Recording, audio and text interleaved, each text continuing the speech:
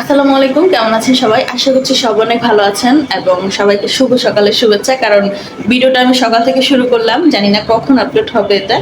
আজকে থেকে ভেবেছি ইউটিউবে একদম ফুল ব্লগ দিব, মানে একটু বড় টাইপের ব্লগ দিব, যেটা হচ্ছে আমার পার্সোনাল লাইফে একদম সারাদিন আমি কি করছি না করছি এই ধরনের।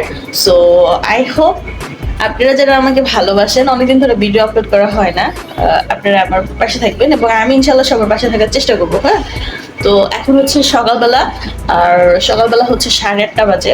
ঘুম থেকে একটু আগে উঠলাম, রাত্রে একটু লেট করে ঘুমানো হয়েছে। সো এখন সকালবেলা সব মেয়েদের চাকরি হচ্ছে ঘর সামলানো, নাস্তা বানানো, সবাইকে সার্ভ করা, সবাইকে খাওয়ানো। বাট আমি যেহেতু একজন কন্টেন্ট ক্রিয়েটর, আমার সবার প্রথম দায়িত্ব হচ্ছে ফেসবুকে ঢুকে সবাইকে একটু লাইক কমেন্টস করে দিয়ে আসলাম, একটা শুভ সকালের পোস্ট দিলাম। হ্যাঁ, এটা একদম বাধ্যতামূলক আমার জন্য, কারণ আমি ফেসবুক কন্টেন্ট ক্রিয়েটর, অনেকদিন ধরে আমি ফেসবুকে বেশি একটা সময় দিচ্ছি। সো ওইটা শেষ করে এখন উঠলাম, এখন চলেন দেখি কি করা যায়। শিফট করছি, আর বাসা শিফট করার পরে এখানে পর্দা লাগানোর কোনো সিস্টেম নাই। সো কি করবো এখন, তাই সকালবেলা একদম ঘুম ভাঙা যায়, এত বেশি আলো হয়। একদিক দিয়ে ভালো হয়, সকালবেলা উঠা ভালো। আরও আগে উঠি আমি, 6টা বাজে উঠে যাই আলোর কারণে। 6টা বাজে উঠলে কাজকর্ম আরও আগে করা হয়ে যায়, কিন্তু যেহেতু রাত্রে বললাম না একটু লেট করে ঘুমাইছি, এজন্য এখন একটু ঘুমানো দরকার ছিল, ঘুমাইতে পারিনি পর্দার জন্য। আর এখানে হচ্ছে আমার নতুন বাসায় জানালার ভেতরে এরকম জালি দিয়ে দেয়, কারণ হচ্ছে পুরান ঢাকায় কি হয়, অনেক বেশি বানরের উপদ্রব, তো এই কারণে হচ্ছে জালি দেওয়া। তো এটা একটু পুরানি স্টাইলের আর কি, জালি দিয়ে দিয়েছে যাতে বানরগুলো একদম ইন করতে না, ওর এতটুকু ফাঁক দিয়ে ভিতরে চলে আসে। তো চলেন, প্রথম কাজ হচ্ছে আমার সকালবেলা এক গ্লাস পানি খেয়ে নেওয়া। আসলে সকালবেলা পানি না খেলে হয় না। সকালবেলা হচ্ছে খালি পেটে যখন এক গ্লাস পানি খাবেন, এটা আপনার শরীরের জন্য অনেক বেশি উপকারী। আপনাদের যাদের আসলে গ্যাস্ট্রিকের সমস্যা আছে, যা কিছু সমস্যা আছে, সকালে উঠে খালি পেটে এক গ্লাস পানি খাবেন। হ্যাঁ, আলহামদুলিল্লাহ আমি তো পানি খেলাম, এখন হচ্ছে আমার বাবুগুলোকে পানি খাওয়াতে হবে। আমার আসল বাবু না, আরেক বাবুকে, যাদেরকে পানি না খাওয়ালেই নয়, পানি হচ্ছে তাদের প্রধান খাদ্য। এই তো চলে আসলাম আমার বারান্দাতে। নতুন বাসা আসার পরে আসলে বেশ একটা গাছ লাগাতে পারি নাই বা কিনে আনতে পারি নাই। এই আমার পুরান বাসায় যে কয়টা গাছ ছিল সেই কয়টা গাছ নিয়ে আসা হয়েছে, আর বাকি 2-1টা গাছ নিতে পারে নাই, কারণ ওগুলো বারান্দার বাহিরে ছিল, আনার কোনো সিস্টেম ছিল না। তো তারপর হচ্ছে এই যে এই গাছগুলো, আর এখন হচ্ছে একটু ধনিয়া পাতা বুনেছি। আর এখানে আমার অনেকগুলো মানি প্ল্যান্ট আছে, মানি প্ল্যান্ট গাছ আমার খুবই পছন্দ, লতা পাতা। আমি এগুলোকে বড় করে তারপরে পুরো ব্যালকনিটা সাজাবো ইনশাল্লাহ। সকালবেলা উঠে তাদেরকে একটু পানি না খাওয়ালেই নয়, আসলে এখন প্রচন্ড রোদ পড়ে, আর আমার বারান্দা এখন আলহামদুলিল্লাহ অনেক বেশি রোদ, তাই চেষ্টা করবো এখানে আস্তে আস্তে অনেক অনেক গাছ লাগানোর। শুরুতে আমি হচ্ছে যেগুলো টাকা পয়সা লাগে না সেই গাছ লাগাই ফেলছি, কারণ এখন পর্যন্ত আমার গাছের ওইখানে যাওয়া হয়নি। ইনশাল্লাহ বারান্দাটাকে অনেক অনেক গাছ দিয়ে সাজানোর প্ল্যান আছে। আর এখানে হচ্ছে আমার বাচ্চাদের একটা দোলনা আছে।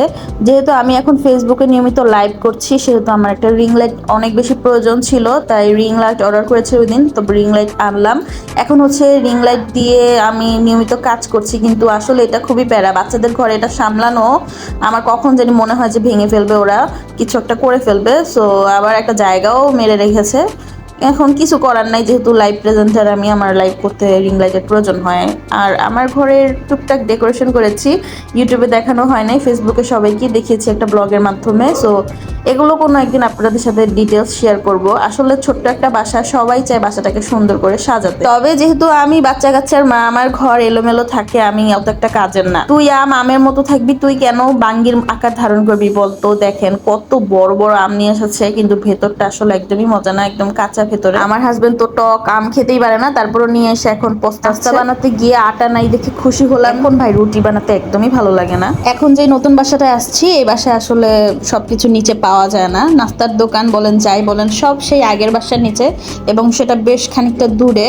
তো সেই দূরে গিয়ে তারপর হচ্ছে আমাকে এখন নাস্তা কিনে নিয়ে আসতে হলো, কারণ অলরেডি এখন 9টা 9:30 বেজে গেছে আমার যেতে যেতে। এখন যদি আমি আটা বা নুডলস নিয়েও রান্না করতে যাই, অনেক দেরি হয়ে যাবে। আমার বাচ্চাদের খুব ক্ষুধা লেগেছে, প্লাস আমাদেরও খুব ক্ষুধা লেগে গিয়েছে, এজন্য কিনে নিয়ে। আর আমরা নর্মালি যেই দোকান থেকে খাই ওই দোকানটা আরো বেশি দূরে, কজ প্রত্যেক দোকানের পরোটা ভালো হলো, কিন্তু সেই দোকানের ভাজিটা ভালো হয় না।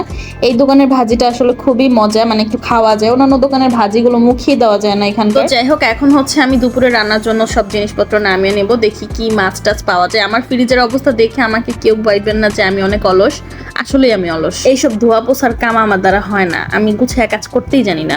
তো যাই হোক, এখন হচ্ছে আমি ইলিশ মাছ নামায় নিতেছি। আমি ইলিশ মাছ দিয়ে হচ্ছে কাঁচকলা দিয়ে রান্না করব। আমার মা ইলিশ মাছ দিয়ে কাঁচকলা দিয়ে রান্না করতে এত মজা হতো। আর গতকালকে হচ্ছে এই কাঁকরোল ভাজিগুলো কাটছিলাম, বাট খাওয়া হয় নাই, রান্না করি নাই যাতে করে এটা ওয়েস্ট না হয়।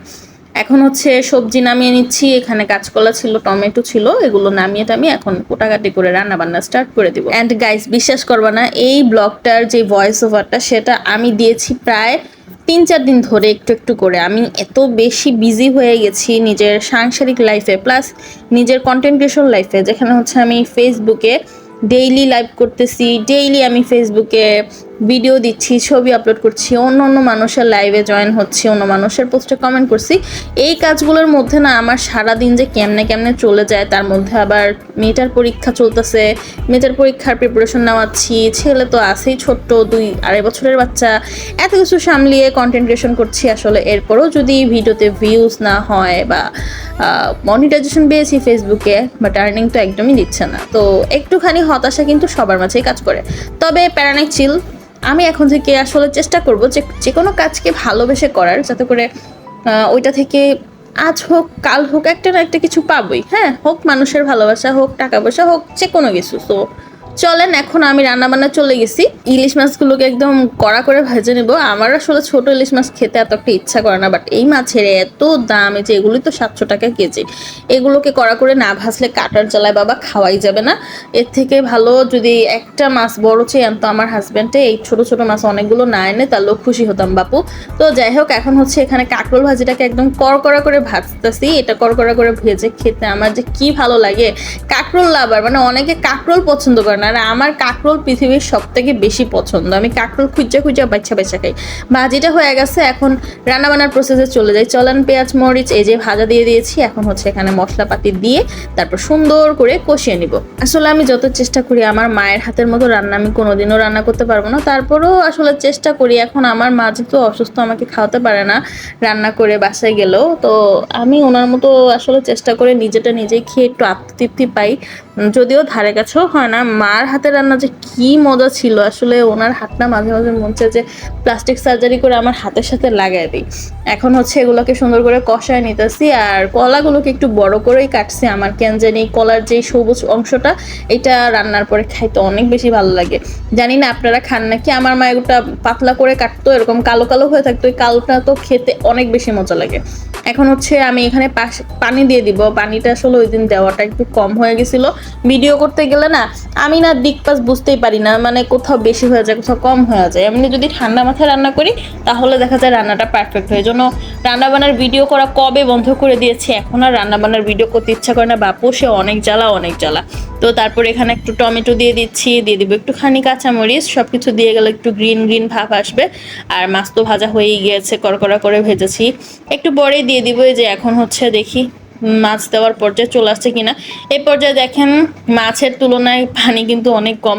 আমার উচিত ছিল একটু পানি দেওয়া, বাট আমি প্রয়োজন মনে করি নাই, মানে বুঝছি যে দরকার তারপরও দেই না, মাঝে মাঝে নামি এমন করি। তার মধ্যে তরকারিতে মানে ভাবছিলাম একটু ঝোল ঝোল রাখবো, ওই আন্দাজে লবণ দিছিলাম একটু বেশি, তো শুকানোর পরে এমন লবণ হয়েছে ভাই রে ভাই, আমার জামাই তো মানে কি কইবো আমারে যে এত দামি মাছ তুমি কেন লবণ বেশি দিয়ে নষ্ট করছো। আসলে সাদা ভাত দিয়ে খাওয়া যায়, কিন্তু উনি হচ্ছে একদম লবণ বেশি খাইতেই পারে না, লোকটা একদম লবণই খাইতে পারে না। পারে না যে লবণ ছাড়া রান্না করলেও তার আফসোস থাকবে না, বাট লবণ বেশি দিলে সে অনেক পেনায় রে ভাই। তো যাই হোক, এখন হচ্ছে আমি এটাকে নেড়ে চেড়ে একটুখানি ঢেকে দিয়েছিলাম। আমি কিন্তু চাইলেই পারতাম একটু পানি দিতে, আমি এত পাকনা। আরেকবার ভাবছিলাম যে একটু শুকনা শুকনা হইলে মনে হয় বেশি ভালো হবে, ঝোল রাখলে ভালো লাগবে না। তবে যেহেতু লবণ বেশি দিয়েছিলাম, আমার ঝোলটা বেশি দেওয়া উচিত ছিল। রান্না বান্না শেষ, এখন হচ্ছে খাওয়ার পালা। আজকের মতো এখানে বিদায় নিচ্ছি, আল্লাহ হাফেজ।